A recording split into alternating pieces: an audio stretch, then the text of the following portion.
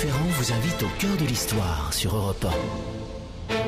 C'est le Monsieur Littérature d'Europe 1 que Franck Ferrand convie aujourd'hui au cœur de l'histoire. Bonjour Franck. Bonjour Anissa, bonjour à tous. Joie pour nous d'accueillir aujourd'hui Nicolas Caro, amoureux des livres en général et de ceux d'Alexandre Dumas tout particulièrement. Son dernier ouvrage à la librairie Vuibert nous parle des vraies personnes qui se cachent derrière un certain nombre de héros de la littérature. Je vous disais le vrai Sherlock Holmes ou le vrai Dracula. Ou encore, et c'est lui qui va nous intéresser dans un instant, le véritable Arsène Lupin. Et d'ailleurs, je me rappelle, Franck, une émission que vous aviez faite en direct de la maison de Maurice Leblanc à Étretat. C'était formidable, ouais, c'est un beau souvenir, on était quasiment perchés, on était au bord de cette falaise d'Étretat. Et bien justement, c'est à Étretat que nous conduit tout à l'heure Vanessa Za. Je l'ai croisée dans le couloir et déjà, elle avait revêtu son ciré jaune.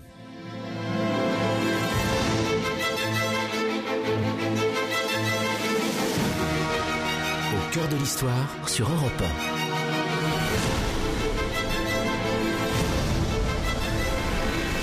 Franck Ferrand.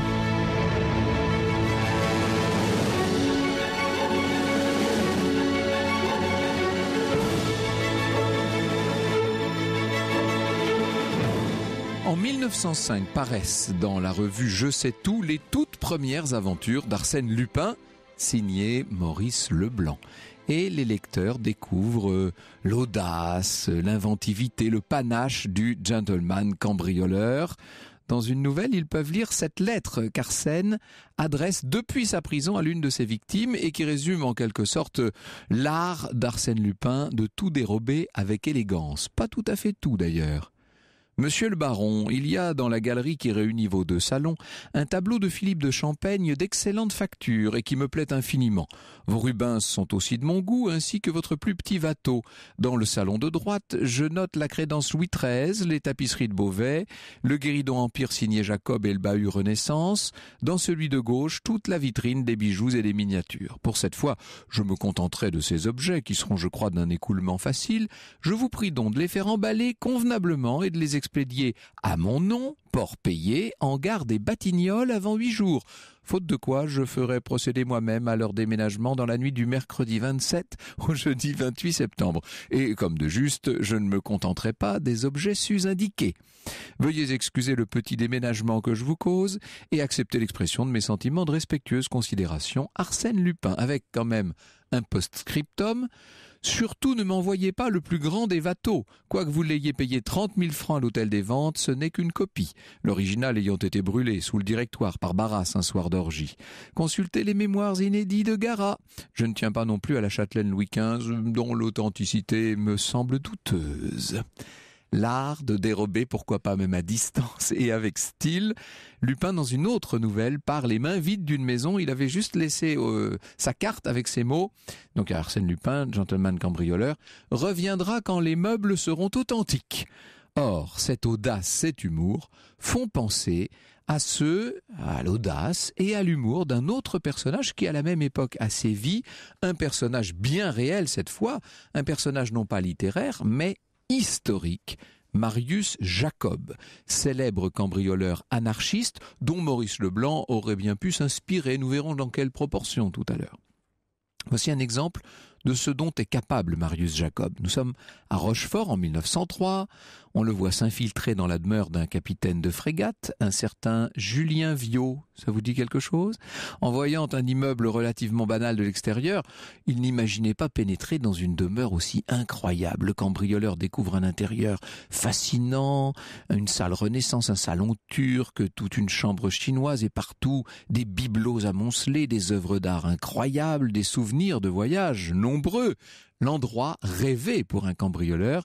Il ne reste plus qu'à tout dérober et à filer au plus vite. En pleine action, il se rend compte que cette maison n'est autre que celle de l'écrivain Pierre Loti. Évidemment, c'est lui, Julien Viaud, un auteur qu'il admire tout particulièrement. Alors au milieu de sa besogne, il remet tout en place, il réinstalle les objets dérobés et il laisse une note signée Attila. Et en rentrant chez lui, Pierre Loti pourra lire ces mots. Ayant pénétré chez vous par erreur, je ne saurais rien prendre à qui vit de sa plume. Tout travail mérite salaire. Signé Attila. Post-scriptum, 6 juin 10 francs pour la vitre brisée et le volet endommagé. Et qu'on est quand même pas très loin là. Si Maurice Leblanc a lu ça dans la presse, vous imaginez bien qu'il ne pouvait qu'en faire son miel. Un épisode donc qu'on aurait tout à fait pu trouver dans une des aventures d'Arsène Lupin. Alors, est-ce que Leblanc s'est vraiment inspiré de Jacob pour son personnage fictif? Est-ce que c'est lui, le véritable Arsène Lupin? Les ressemblances entre les deux personnages, je vous dis tout de suite, sont troublantes. Le même art d'associer le vol à l'élégance, de laisser des mots aux victimes, ce même sens de l'humour, cette finesse également dans le choix de ceux qui vont être cambriolés. Pour mieux saisir les similitudes, plongeons-nous dans le cas Jacob, si je puis dire. L'histoire de Marius Jacob est à peu près aussi romanesque que celle du gentleman cambrioleur. Elle commence en 1879 à Marseille. Marius Jacob est né dans un environnement vraiment très modeste. Il est né, on peut presque dire, dans la misère. C'est un enfant qui rêve d'aventure. À 12 ans, il quitte l'école et s'engage comme mousse. Voilà ce qu'on faisait à Marseille, surtout quand on s'appelle Marius, si vous me voyez venir. Il découvre un monde cruel, où il est corvéable à merci, où les marins sont alcooliques. Vous imaginez la vie sur les bateaux. Il déserte après 4 ans passés en mer. « J'ai vu le monde, il n'est pas beau », dira-t-il. Eh bien, c'est probablement cette connaissance intime de la misère et de toutes les misères qui a fait germer en lui ce qu'on pourrait appeler une conscience politique. Je vous ai parlé d'anarchisme tout à l'heure. Il a ce sentiment de révolte contre la société de son temps, cette société bourgeoise extrêmement établie, un sentiment sur lequel il va bientôt mettre un nom, une étiquette, celui qu'on lit partout à l'époque. C'est le nom du mouvement anarchiste, bien entendu. Il est à peine majeur quand il découvre l'existence du mouvement et il y adhère aussitôt. Les idéaux de l'anarchisme de cette belle époque, dite belle époque, ces idéaux-là sont évidemment les siens. À 19 ans, il est arrêté car il possédait sur lui un livre sur la fabrication des bombes, évidemment, un livre qui lui avait été prêté par un de ses copains Anard. Il est envoyé donc en prison et il y passe 6 mois, un séjour qui ne va pas lui faire du bien. Alors, on n'en finit pas de dire toujours qu'à chaque fois que quelqu'un passe en prison, il ressort. C'est pire après, évidemment. Mais enfin là, c'est vraiment ce qui va se passer. En sortant, il sait quel va être son destin. Ce sera le destin d'un hors-la-loi. Et il est décidé, Marius Jacob. Il est plus décidé que jamais. Il s'apprête à devenir l'un des plus grands cambrioleurs de l'histoire. Oui, pourquoi faire les choses à moitié? Quitte à entrer dans une profession, autant essayer d'y briller, n'est-ce pas? Un des plus habiles cambrioleurs aussi. Un des plus rusés. On pourrait dire un des plus fins. Et sans doute, ce qui n'est pas pour nous déplaire ici cet après-midi, un des plus amusants.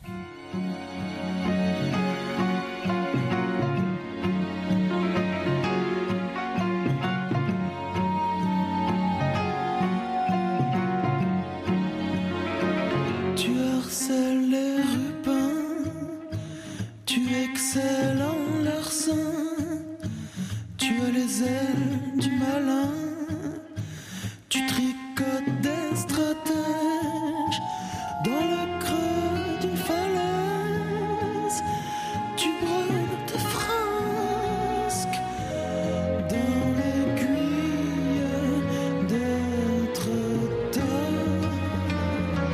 Un pommeau dans la peau du plus haut de ta forme, sous ton haut de forme, un monocle sur le regard, ton visage sans âge, tu te grimes, jamais tu assassines, subtil malfaiteur.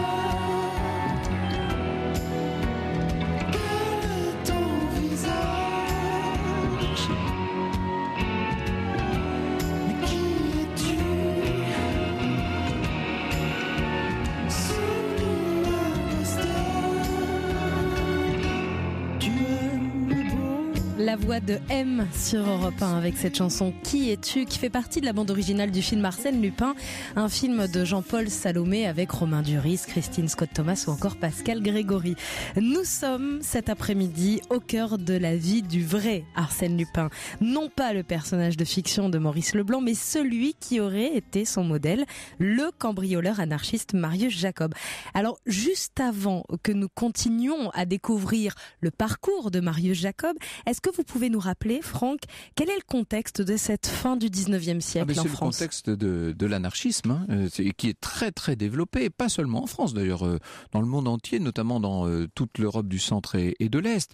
Ce mouvement va se développer, on va dire, dans les années 1880, et à partir de 92, on voit commencer les attentats. Cette année-là, Ravachol, rappelez-vous, Ravachol va faire exploser 2 immeubles du boulevard Saint-Germain et de la rue de Clichy. Et l'année suivante, Auguste Vaillant lance carrément sa fameuse bombinette, si je puis dire. C'est cette bombe qu'il a lancée en plein cœur de la Chambre des députés. Et en 94, le président de la République en personne, Sadi Carnot, qui est en visite à Lyon, est assassiné par l'anarchiste Caserio. Et c'est à la suite de tout ça qu'on va voter ce qu'on appellera les lois scélérates, qui visent à réprimer le mouvement anarchiste. Or, à la même époque, et il faut dire que l'écart entre riches et pauvres est très grand, en même temps on peut dire ça d'à peu près toutes les époques d'une certaine manière, mais c'est vrai que c'est spectaculaire à la belle époque avec l'enrichissement d'un certain nombre d'hommes d'affaires, etc. On voit se multiplier le phénomène du cambriolage. Et d'ailleurs le mot cambriolage fait son apparition dans le Petit Larousse, tout simplement. Alors on évoque dans la presse à longueur de colonne les gentilshommes cambrioleurs, et Maurice Leblanc lui va traduire ça par gentleman cambrioleur, comme on aurait dit à l'époque. Il faut vous dire que Leblanc lui-même avait sans doute quelques affinités avec le mouvement anarchiste. Alors revenons à notre Marius Jacob.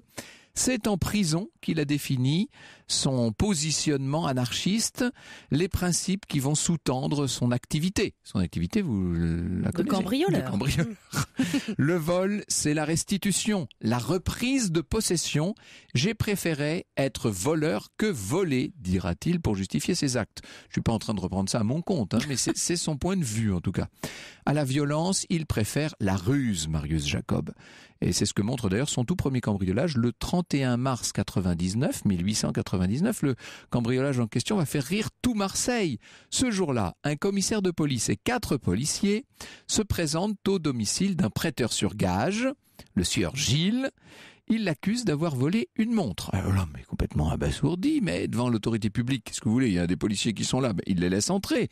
On procède à la perquisition de sa demeure, on dresse un inventaire complet de ses biens, sur papier en tête de la préfecture de police, bien entendu, et puis on l'emmène vers le palais de justice, où disent les policiers il devrait être entendu par le procureur.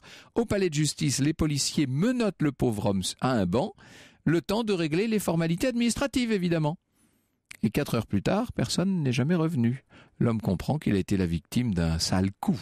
Le pseudo-commissaire et les 3 policiers, vous l'avez compris, c'est Marius Jacob et ses acolytes. Ils se sont fait la malle et ils ont disparu dans la nature avec un butin de 400 000 francs. Escroquerie magnifiquement orchestrée qui va être évoquée, alors là, par les journaux qui s'en donnent à cœur joie. Marius Jacob est condamné, en son absence, il est condamné par contumace à 5 ans de travaux forcés. Pour l'anarchiste cambrioleur, c'est le début de ce qu'on va pouvoir appeler une sorte de cavale, puisqu'il est maintenant condamné. Donc il est en cavale. Le 3 juillet 1899, c'est à Toulon qu'on l'arrête. À peine quelques mois plus tard, il parvient à s'évader, il se réfugie à Montpellier et pendant toute cette période, il met au point ses techniques, il peaufine, il étudie les mécanismes de serrure et de coffre-fort et quand je dis il étudie, il regarde tout ça avec beaucoup de précision et même avec une forme d'acharnement. Il a ouvert une quincaillerie sous le nom de sa maîtresse, Rose Roux, ce qui lui permet, sans attirer l'attention, de se faire livrer toutes sortes de coffres-forts. Et oui, c'est pratique. Ah, mais c'est très malin. Il s'entraîne inlassablement à monter, démonter les serrures, les mécanismes, etc. Il va devenir aussi doué, même plus doué que la plupart des employés. Voilà. et il met sur pied, avec quelques amis fidèles, une entreprise de cambriolage, une bande qu'il nomme les Travailleurs de la Nuit. C'est pas beau ça? Ses principes, ne jamais faire couler le sang, c'est absolument fondamental, voler uniquement des maisons vides, éviter toute forme de violence. Les Travailleurs de la Nuit ne sont pas de petits voleurs à la tire, des chapardeurs gagnent petit, ce sont des as de la cambriole, des virtuoses, écrit Nicolas Caro, et il joue sur des Stradivarius. Et il frappe partout surtout, parce qu'on les voit dans toute la France, à Tours, à Reims, à Compiègne, Angoulême, Amiens, Soissons. À Tours, ils vont jusqu'à cambrioler la cathédrale, ils empruntent une échelle sur un échafaudage et emportent 4 tapisseries du XVIIe siècle. Depuis, on a fait beaucoup mieux dans beaucoup de cathédrales, mais à l'époque, ça choque beaucoup, évidemment. À Paris en 1902, il dérobe pour 600 000 francs d'un trésor dissimulé dans le coffre-fort du banquier Arsène Vidrak.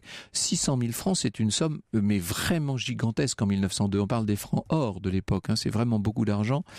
Vidrak était en train de donner une réception dans son hôtel particulier, ils en ont profité. C'est à Paris toujours que Marius Jacob réalise un des coups les plus retentissants d'une carrière qui pourtant en compte un certain nombre. Il va, sous un faux nom, se présenter pour louer un petit appartement au 5e étage d'un immeuble de la rue Quincampoix. Or, juste au-dessous, vite, un bijoutier. Et au moment où ce dernier s'absente, Marius Jacob creuse un petit trou dans le plancher de son appartement, celui qu'il vient de louer.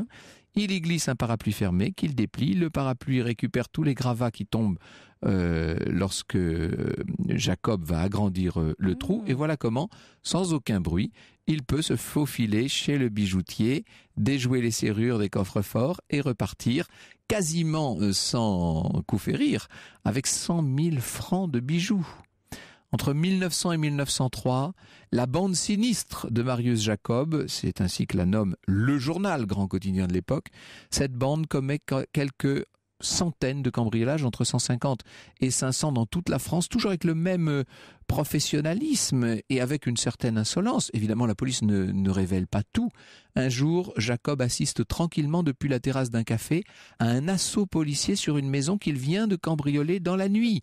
Et la police est sans cesse prise de court, prise à contre-pied par cet homme tellement ingénieux et tellement rapide avec ses travailleurs de la nuit.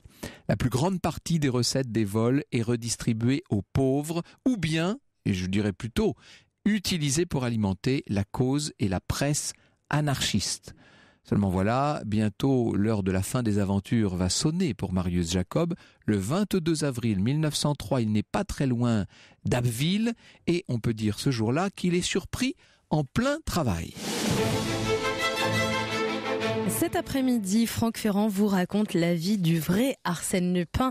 Alors n'hésitez pas, si vous avez des questions à poser à Franck Ferrand et son invité Nicolas Caro aujourd'hui, rendez-vous sur les réseaux sociaux, la page Facebook Au cœur de l'histoire et Twitter avec le hashtag ACDH. Au cœur de l'histoire sur Europe 1. Europe 1. Au cœur de l'histoire. Franck Ferrand. Alors aujourd'hui, nous sommes au cœur de l'histoire de Marius Jacob. Peut-être un anonyme pour vous, et bien en fait cet homme est peut-être celui qui a inspiré les aventures d'Arsène Lupin. Alors vous nous racontiez ces cambriolages entre 150 et 500 et un jour il est pris en plein travail, en flagrant délit comme on dirait aujourd'hui. Exactement, on est en avril 1903, il est arrêté et emprisonné pendant 2 ans. En mars 1905, donc près de 2 ans plus tard, il est quand même traduit devant la cour d'assises d'Amiens pour 150 vols, c'est ce qu'on a retenu, mais en fait il y en a eu bien plus. Et à l'époque, il a 26 ans et sur le banc des accusés, il n'a rien perdu de sa verve insolente. Il transforme le procès en une véritable tribune pour ses idées anarchistes, et il fait preuve d'un sens de la répartie absolument sans faille. Le président du tribunal lui demande par exemple pourquoi lors d'un cambriolage, il a volé un diplôme de droit sans valeur. Réponse de Jacob: je préparais déjà ma défense. Et quand le président lui demande pourquoi les cambriolages avaient lieu en province, je faisais de la décentralisation. Ce sont les consignes du ministère, non? Il est drôle en toutes circonstances. Il était très drôle. Vous imaginez la salle qui éclate de rire à chaque fois. Et lorsque le président du tribunal, de nouveau, tente de lui faire décrire un cambriolage, et voilà ce que lui lance Marius Jacob. Monsieur le Président, vous faites erreur. Pour envoyer les gens au bagne ou à l'échafaud, vous êtes compétent. Je n'en disconviens pas, mais en matière de cambriolage, vous n'y entendez rien. Vous ne m'apprendrez pas mon métier. Marius Jacob est condamné au bagne à perpétuité. Oui, parce qu'on rit, mais ça devient tout de suite moins drôle, là. Il est déporté à la Guyane, à Cayenne. Son goût de la révolte n'en reste pas moins très fort, intact, on peut le dire. Il va faire 19 tentatives d'évasion de ce terrible bagne. Libéré en 1927, il rentre en métropole et il ne reprend son activité que, j'allais dire, avec une sorte d'appétit supplémentaire. Il devient forain, il continue de militer pour la cause anarchiste.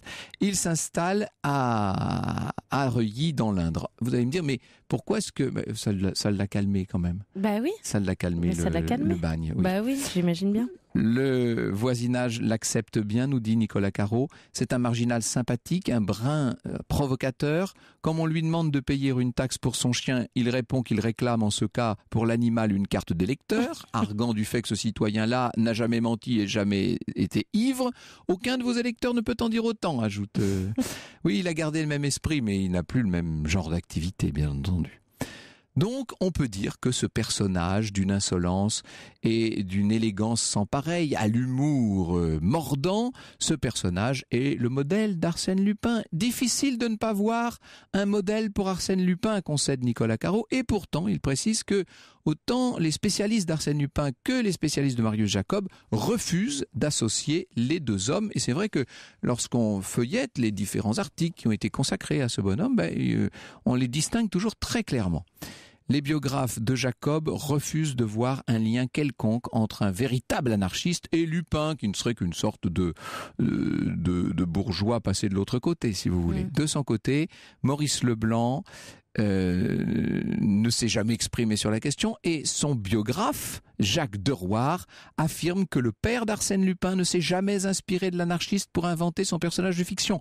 On a pu prétendre qu'Arsène avait été imaginé d'après le personnage bien réel de Marius Jacob, anarchiste très célèbre du début du XXe, qui fut condamné au bagne en mars 5. C'est totalement faux.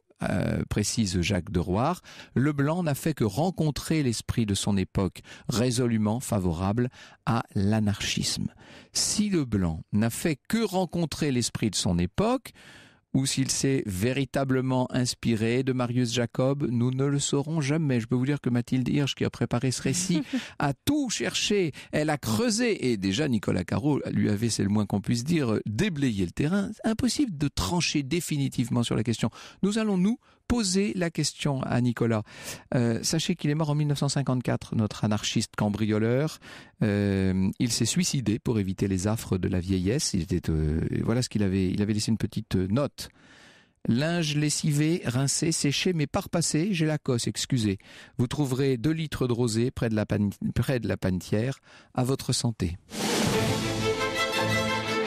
Bonjour Nicolas Caro. Bonjour Franck. C'était un personnage formidable. Oui. Il est presque mieux que le personnage de roman. Il est un peu moins empoulé et un peu plus mordant d'une certaine manière. Plus amusant, oui, effectivement. Un peu moins délicat aussi dans l'humour, c'est vrai. Vous en pensez quoi, vous? Parce qu'avec Mathilde, on n'a pas su trancher sur la paternité, si je puis dire, du personnage. J'ai étudié beaucoup de personnages de romans qui ont été inspirés de faits réels et je me rends compte que souvent, les auteurs refusent de reconnaître la paternité, la source de leur histoire, comme si l'histoire vraie, la réalité polluait leur roman, polluait la fiction et que si tout n'était pas sorti de leur cerveau génial, ça ne méritait pas d'être lu. Oui, alors qu'aujourd'hui, c'est plutôt un argument commercial. C'est toujours le principe des illusionnistes qui ne doivent pas révéler leurs trucs d'une certaine manière. On ne veut pas déflorer les sources d'inspiration d'un grand personnage. Après, les deux sont des icônes aussi, Arsène Lupin pour la littérature et Marius Jacob pour le mouvement anarchiste, et les historiens de ce mouvement-là refusent évidemment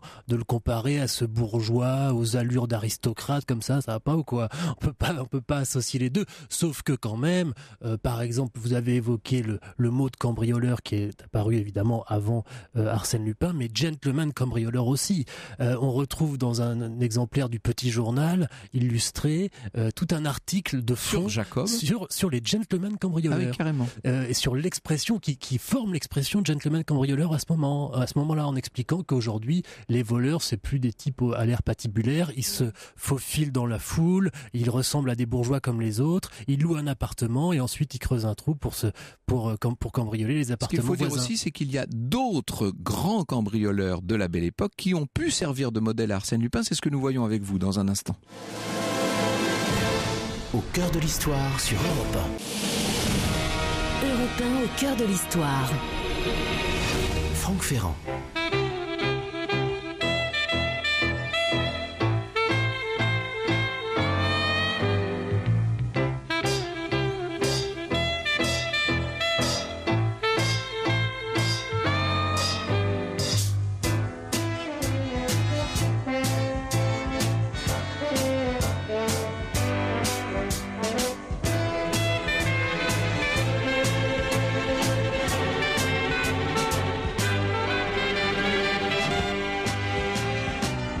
Nous sommes au cœur de l'histoire d'Arsène Lupin. Vous reconnaissez la musique, mais nous sommes au cœur de l'histoire de la vraie vie des héros. Qui étaient les vrais Sherlock Holmes, les vrais Arsène Lupin? Eh bien, c'est Nicolas Caro qui va répondre à cette question aujourd'hui. C'est votre invité. Franck, il est journaliste et chroniqueur littéraire sur Europe 1. Vous le retrouvez tous les jours à 22h20 pour le livre du jour, tous les matins aux côtés de Patrick Cohen, et puis La Voix et Livre le samedi de 15h à 16h. Alors La Voix et Livre cet après-midi aussi, pour une fois, de 14 à 15h, grâce à Nicolas. D'où vient le nom d'Arsène Lupin? Où Maurice Leblanc a-t-il été déniché ce nom, Nicolas Caro? Alors ça, il l'assume tout à fait. Il se serait inspiré d'un conseiller municipal de Paris qui s'appelait Arsène Lopin. Mais bon, c'est tout. Le Ça a type dû lui n'était faire pas grand du tout un plaisir. cambrioleur. Oui, Très proche effectivement. quand même. C'est juste la sonorité qui lui a plu. C'est vrai que ça sonne bien, cet Arsène Lopin. Il a juste remplacé le O par un U. Voilà. Et le personnage fait son apparition dans Je sais tout, là, fait son apparition peu de temps après le procès C'est de Marius. 3-4 mois après le procès de Ouais, quand Marius même, Jacob. hein, bon, je veux voilà. dire. C'est sûr. De toute façon, Maurice Leblanc lisait les journaux. De toute façon, il connaissait Marius Jacob. Ça, Bien n'y a sûr. aucun doute. Après, moi, je peux pas trancher. Si Maurice Leblanc n'a pas laissé de témoignage selon lequel il se serait inspiré effectivement de Marius Jacob, il y a tellement de ressemblances. Voilà. Et il s'est forcément au moins inspiré inconsciemment de Marius Jacob Du et de procédé, son en tout cas. époque. Et puis il fallait un personnage de ce genre. Faut pas oublier l'immense succès outre-Manche de Sherlock Holmes à la même époque. Et l'éditeur de Leblanc voudrait un Sherlock Holmes C'est à la pour ça française. qu'il l'écrit. Mais en fait, Leblanc fait l'inverse, lui. Ce n'est pas un enquêteur honnête qui va. C'est l'inverse là. Il essaie de rendre sympathique un cambrioleur. D'où le fait qu'il gomme tout le côté anarchiste pur et dur, etc. hein. Il en fait Absolument. quelqu'un de plus. Comment pourrait-on dire, de plus acceptable Il fait par le l'inverse. lectorat. Sherlock Holmes, c'est un voyou qui rend service à la justice. Exactement. Et dans l'autre, pour Arsène Lupin, c'est un gentleman, donc, mais qui rend service à lui-même. Et voilà, c'est Et très qui intéressant cambriole. comme. Mais Maurice inversion. Leblanc était très complexé par ses écrits, puisqu'il voulait faire un grand roman très très pur, très érudit, très très littéraire. Hein. Son grand roman, il avait déjà il publié. était fasciné par était- Flaubert, lui, oui, et mais il par était Maupassant. complètement ignoré par la critique et par le public. Et quand on lui demande ça, il dit bon bah j'y vais. De toute façon, il faut bien gagner sa vie. Il écrit Arsène Lupin et c'est un succès. Et ensuite, il se retrouve un peu prisonnier d'Arsène Lupin, puisque tout le monde lui demande encore des aventures et encore des aventures. Mais il n'aura jamais cette grande œuvre qu'il voulait de grands écrivains à la Balzac, effectivement à la Flaubert, etc. Nous irons tout à l'heure visiter le Clos Lupin, nous irons visiter la maison de... Nous y étions hein, donc il y a Oui, quelques à années Étretat, en oui. direct à Étretat, nous on ira avec Vanessa Zab. Alors, la question que pose votre livre, c'est la question centrale de cette affaire Marius Jacob, Arsène Lupin, c'est-à-dire les personnages réels, existants, qui se cachent derrière les grands noms de la littérature. Sont-ils les vrais personnages ou sont-ils simplement des sources d'inspiration pour les auteurs ? En général, heureusement, ce ne sont pas des plagiats, ce sont Non, oui. simplement des sources d'inspiration ou des points de départ. Par exemple, Flaubert, qui était en train d'écrire un grand livre sur Saint-Antoine, fait lecture à ses amis pour savoir ce qu'ils en pensent avant l'édition, et ils trouvent ça vraiment trop lyrique, vraiment mauvais, et donc ils lui disent arrête ton lyrisme et pour ça, empare-toi d'un fait divers, comme ça ton lyrisme sera coupé d'office. Tu pourras pas, si c'est un fait divers, partir dans des grandes phrases comme ça, comme tu nous fais, et qui nous tuent d'ennui. Et donc, à ce moment-là, c'est aussi une rencontre d'époque à chaque fois. Il se trouve qu'à ce moment-là, il y a un fait divers pas très loin de chez Flaubert en Normandie, le fait divers de Delphine de la Mare qui s'est suicidée et qui a donné Madame Bovary.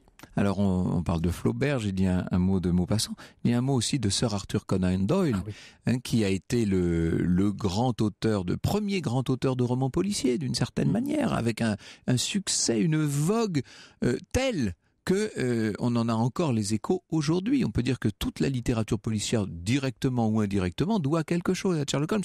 Alors, est-ce qu'il a existé, Sherlock Holmes?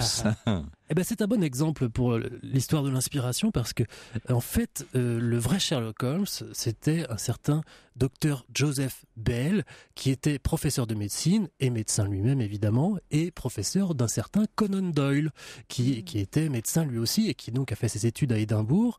Et il avait ce professeur Joe Bell qui avait l'habitude de faire rentrer des patients dans l'amphithéâtre. Il disait aux patients de ne rien dire et regardait ses élèves et il dit alors qu'est-ce qu'on peut déduire de cette allure, de ce personnage, de sa façon de marcher, etc.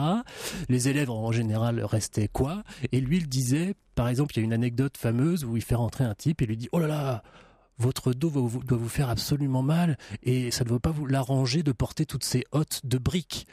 Et le type en face est estomaqué, il dit mais comment vous savez que je suis poseur de briques, que c'est mon métier? Et alors ensuite il explique voilà par déduction, vous aviez le dos comme ça, telle trace orange sur le pull donc de briques, etc. Et voilà, et pareil il fait la même chose avec un type qui rentre et lui dit ah bah voilà un soldat du régiment des Highlands.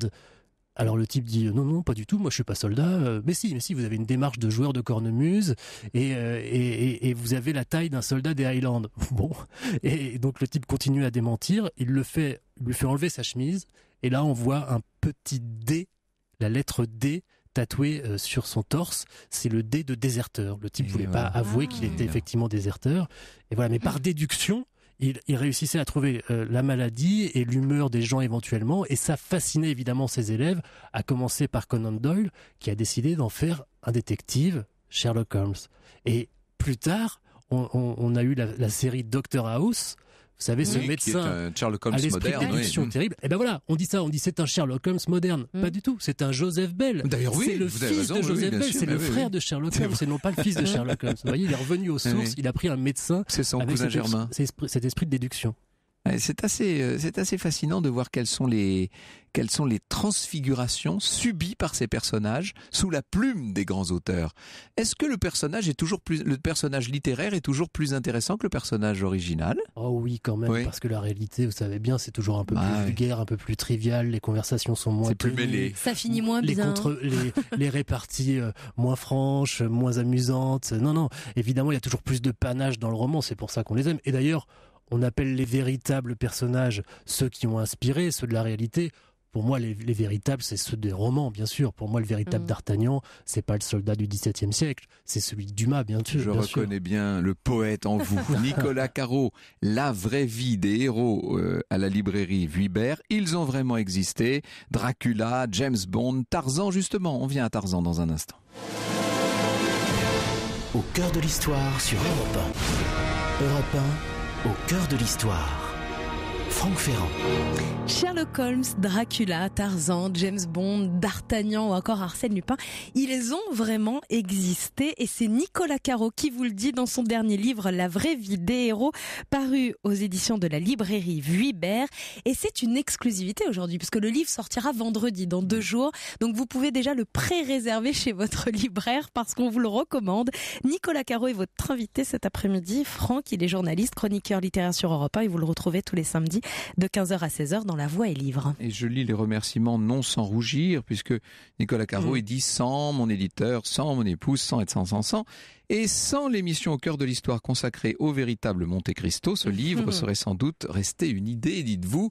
Vous aviez entendu cette émission qu'on avait consacrée au vrai Monte Cristo? Moi, j'étais venu parler de Dumas et de Monte Cristo, et avant, vous aviez fait votre récit sur le véritable Monte Cristo. Et en sortant de l'émission, je me suis dit, je connaissais effectivement ce François Picot, le véritable Monte Cristo, mais je me suis dit, tiens, au fond... C'est une idée de livre. Jean Valjean, il n'a pas été aussi inspiré d'une histoire vraie? Mais oui. Et Dracula aussi, bien sûr, et D'Artagnan, bien entendu, et etc. Et ensuite, j'ai cherché à chaque héros de roman célèbre et populaire, et à chaque fois, quasiment, j'ai trouvé une inspiration dans le monde réel, une inspiration des journaux, des faits divers, ou de la grande histoire, etc.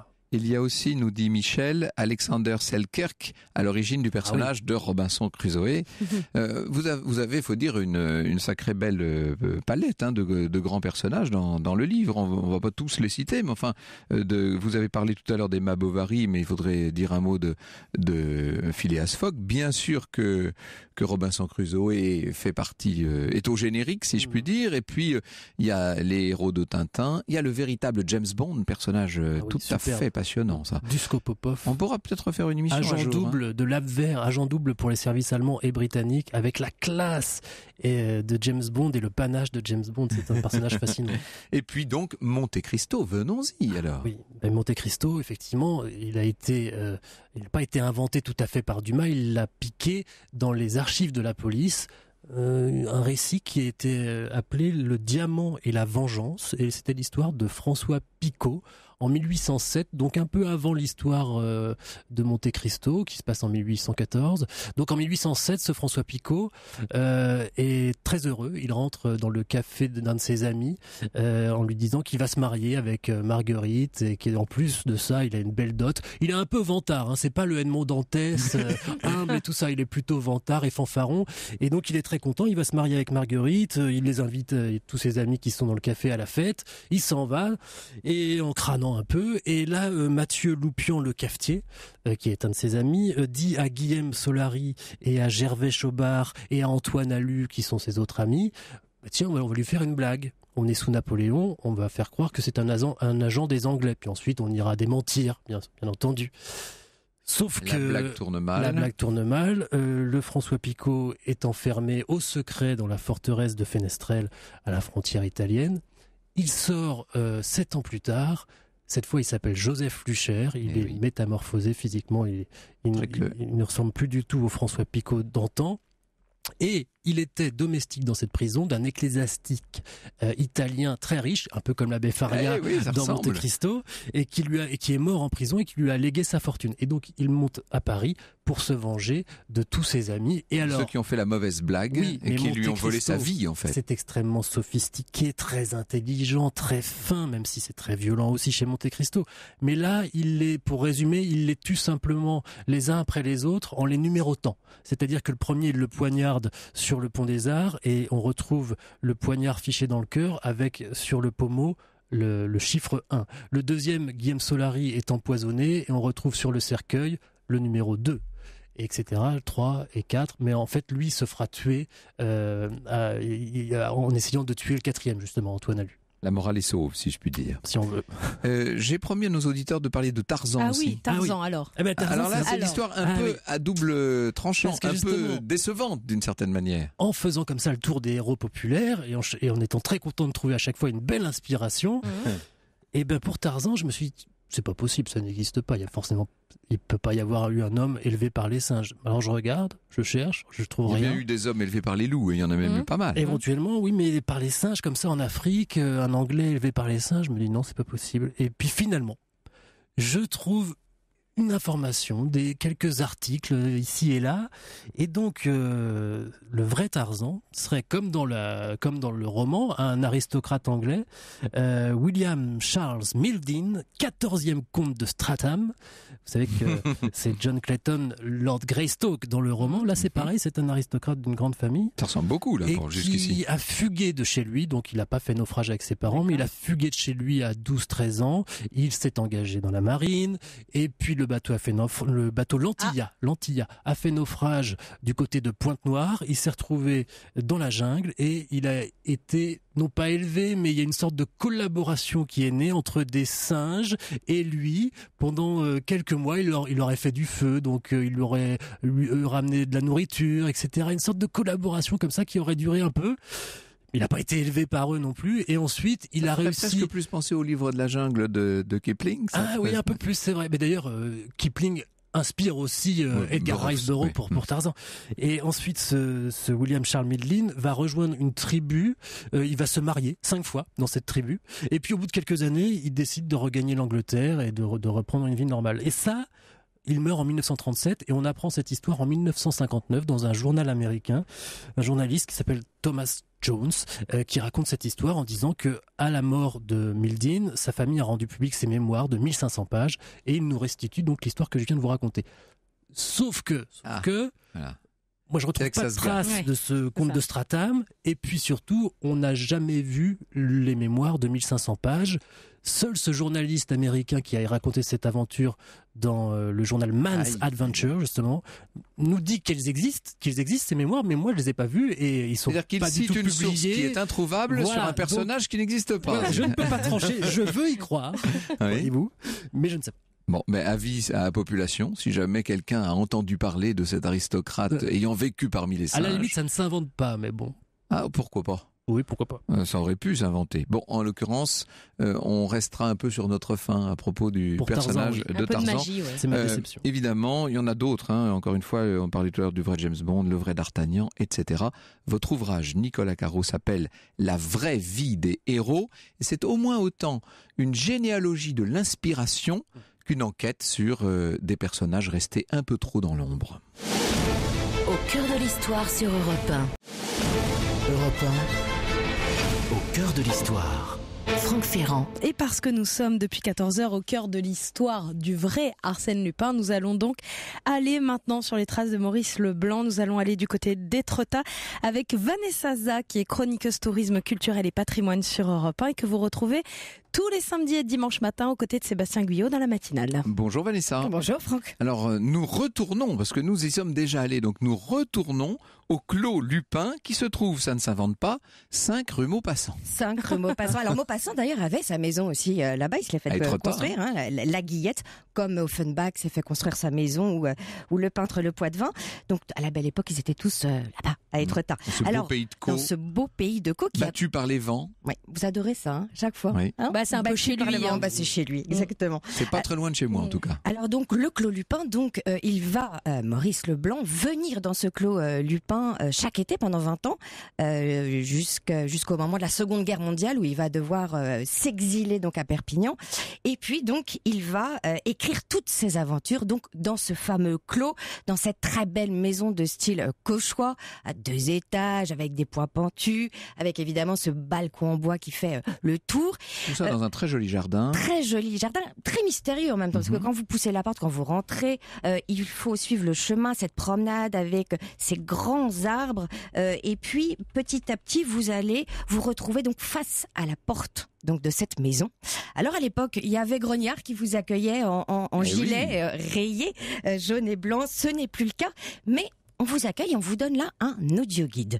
Voilà, alors donc vous commencez par prendre votre audio guide et puis la porte s'en trouve sur le cabinet donc de travail en rotonde de Maurice Leblanc. Il prend la parole, il vous accueille, il vous donne 2-3 petites confidences et puis d'un seul coup, il y a un bris de glace qui vous fait sursauter. Quelqu'un s'introduit dans le cabinet. Vous êtes en train de spoiler. Je spoil. Oui. Et là, c'est une voix inoubliable. Écoutez. En attendant, mesdames et messieurs, si vous voulez bien me suivre, nous allons laisser mon cher Maurice Leblanc à la paix de son cabinet de travail et je vais vous faire visiter la maison. Vous avez de la chance d'être tombé sur moi. Ah oui, car vous ne trouverez pas de meilleur guide. Allons-y, suivez-moi. Ne vous égarez pas, les couloirs secrets ne manquent pas. Et puis, gardez vos mains près de vos poches, messieurs. Et de vos sacs, mesdames. On ne sait jamais. Alors évidemment, vous l'avez reconnu, Franck, c'est lui, ça, tout c'est le monde. Arsène. C'est Arsène. Bien entendu, Georges Descrières. Georges Descrières, qui a incarné Arsène Lupin dans cette série télévisée. Et donc, vous rentrez, c'est lui qui va vous accompagner pour vous faire partager, découvrir toutes les pièces de la maison, un parcours en 7 étapes. Et tout au long de ce parcours, vous allez aussi devoir découvrir le mystère de l'aiguille creuse. Alors, il y a 2 belles salles à découvrir. Il y a le repère du gentleman, où forcément, il y a les vrais Velasquez, les vrais carreaux, les vrais Rembrandt, le piano de Chopin. Et puis, forcément, on sait très bien que la Joconde n'est pas au Louvre. Bah oui. Elle est là, Oui, elle est au évidemment. Clos. C'est une copie C'est faite une par Arsène copie, Lupin qui tout se trouve à au fait. Louvre, hein, bien sûr. Et puis, il y a la salle des 47 Lupin qui va amuser d'ailleurs petits et grands parce qu'il y a un cabinet de toilette, une barbière et puis il y a tous les postiches et les costumes pour ces Génial. 47 personnalités. Voilà, donc ça c'est tout un univers incroyable et avant de quitter la propriété, il faut aller au fond du jardin parce qu'au fond du jardin, il y a une porte avec 3 clous. Cette porte, elle n'est plus ouverte. Et en fait, quand Maurice Leblanc a quitté la maison pour aller à Perpignan, il a décidé de la condamner parce que c'est par là qu'Arsène Lupin en fait rentrait dans le clos pour aller lui raconter, lui susurrer toutes ces histoires à l'oreille. Ah, mais c'est beau comme C'est histoire. beau comme Oui. histoire, hein? Ça, c'est après avoir... Enfin, c'est juste avant de quitter la propriété. Voilà. Mais avant d'aller faire la visite, moi, ce que je conseillerais, c'est de lire un ou deux Arsène Lupin. Ah quand bah même, on est pour être dans d'accord, l'ambiance, hein. évidemment. Alors, Sinon, on profite moins de la... l'aiguille creuse, forcément, Par parce exemple, oui. qu'on est dedans. Je sais pas si on a le temps d'en parler un petit peu de l'aiguille creuse. Non, pas spécialement. Non, pas spécialement. Mais Non, est-ce que- pas du non, tout, non, parce non. que ce que j'aimerais Non, mais c'est pas grave. que vous fassiez, on pourrait dire Non, un non. mot de l'aiguille creuse. On connaît cette magnifique falaise d'Étretat et ce que Maurice Leblanc avait imaginé pour la rendre encore plus mystérieuse. Mais ce que j'aimerais, c'est que vous nous donniez 2 ou 3 petites pistes, si vous voulez, pour de lieux à visiter dans ce pays de Caux, Alors- parce qu'il n'y a pas que la maison d'Arsène, j'allais dire d'Arsène Lupin, de Maurice Leblanc. Hein. Comme quoi. Oui. Non, alors donc, il y a quelque chose de très intéressant à faire dans le pays de Caux. Il y a tout un tour autour des 7 abbayes. Je ne sais pas si vous vous souvenez dans La Comtesse de Cagliostro, mais il y a les fameuses abbayes normandes qui forment en Eh oui, fait bien la sûr. constellation de la Grande Ourse. Et donc ça se trouve entre Rouen, Le Havre et Fécamp. Voilà, donc il y a l'abbaye de Jumièges, l'abbaye de Valmont. Allez aussi à Tancarville pour vous replonger dans le phare de Tancarville. Et puis Le phare de renseignez-vous. Tancarville, c'est le roman. C'est le roman. Mais maintenant, il y a un pont qui Mais il y a un n'existait pas pont du qui temps de n'existait Leblanc. pas du tout, voilà. Donc remis au goût du jour. Et renseignez-vous de temps en temps parce qu'ils organisent à l'Office du tourisme des rallyes ou des balades littéraires autour d'Arsène Lupin. Voilà. Merci beaucoup Vanessa, ça donne très envie d'aller se promener dans, La belle dans Normandie. cette région d'Étretat. Il y a d'autres, il y a le petit village d'Yport, Oh, qui est d'Yport. une merveille. Et d'ailleurs, il y a une balade. Hein, le GR21 passe par là et vous pouvez partir d'Yport pour aller tout en haut pour surplomber l'aiguille creuse et vous avez environ 3 heures de marche à faire. Donc vous prenez des bonnes chaussures et puis vous vous glissez dans la peau d'Arsène On dit Lupin. même que les habitants d'Yport auraient un parler à eux. Ah, Ce qui bah alors ça, je ne serait savais pas. le fruit d'une histoire très ancienne et très légendaire. Merci beaucoup Vanessa Sans prix. Zah. Au cœur de l'histoire sur Europe Et nous restons en Normandie, nous restons à Étretat. Bonjour Lorena Martin. Bonjour Franck. Qu'est-ce que vous nous avez déniché comme bonne adresse aujourd'hui? Alors un hôtel assez original en fait qui se situe au centre-ville d'Étretat à 250 mètres des fameuses falaises et de la mer et on pousse la porte de cet hôtel et on pénètre dans un endroit des plus singuliers, un cadre très original sur le thème des détectives les plus célèbres, donc on reste encore dans notre thématique et cet hôtel en fait a été ouvert il y a bientôt 10 ans et les propriétaires ont décidé de reprendre hôtel l'hôtel de la ludique, Poste, en quelque oui sorte. complètement, et de le Ça s'appelait transformer. l'hôtel de la Poste avant? L'hôtel de la Poste, et lui en fait travaille dans la gendarmerie, il était expert en empreintes digitales, Ça tombe bien. passionné de décoration d'intérieur et sa femme passionnée de romans et de films policiers. Et donc ils se sont complètement amusés, ils jouent le jeu jusqu'au bout puisque Noël Chambellan, donc le propriétaire, est même allé jusqu'à se faire pousser la moustache, il s'habille à la Hercule Poirot. Donc voilà, on est vraiment dans cette ambiance de dandy et de films et de romans policiers et donc vous avez On n'est toutes pas ces très loin chambres. des côtes de l'Angleterre en Non, même temps. Il y pas a une très loin. chambre Arsène Lupin. Oui. Il y en a une, alors que qui, lui, pour le coup, n'est pas un enquêteur, mais peu importe. Et, quoique, il peut l'être dans certains romans. Il y a une chambre, bien sûr, Sherlock Holmes. Avec effectivement donc le mobilier est d'époque, chiné dans les brocantes de la région. Dans la chambre même d'Arsène Lupin, il paraîtrait que les bijoux de la comtesse de Cagliostro y seraient cachés. En fait, vous avez plein Des bijoux d'objets, authentiques. des bijoux authentiques, bien sûr. Et en fait, Faut pas tout se moquer de la clientèle. c'est toute une surprise en fait cet hôtel. Il y a des énigmes parfois derrière les portes, des chambres, génial. des objets cachés. Ils le disent pas vraiment. Le propriétaire ne voulait pas vraiment me donner trop d'indices pour ne pas vraiment dévoiler un petit peu tout ce qu'il y avait. Mais en tout cas, voilà, c'est un hôtel hôtel de surprise. Bon, on va rempli partager de les surprises. chambres. Moi, je prends la chambre Hercule Poirot. Vous, la chambre, on vous donne quoi? Vous, Miss Marple? Miss Marple. Oui, ça vous dira bien. Moi, je prends Magnum avec les chemises à fleurs. Ouais. Il y a une chambre Colombo, j'avais pas vu. Non, alors Ah là, oui, avec le chien. je demande à changer. Merci beaucoup, Lorena. Avec On a plaisir. très envie. Rappelez-nous le nom de Donc c'est l'hôtel. l'hôtel Détective à Étretat et c'est situé 6 avenue Georges V. Merci beaucoup. Nous nous retrouvons demain, chère Nissa. Avec grand plaisir. Demain, une émission consacrée à Alberno et le procès de Pierre Laval. Rendez-vous donc à 14h. Et nous aurons en studio Maître Henri Leclerc, un des plus grands ténors du barreau français, un monsieur tout à fait extraordinaire. Et nous irons au Palais de Justice de Poitiers En pour plus. la partie patrimoine. Voilà, nous serons chez vous.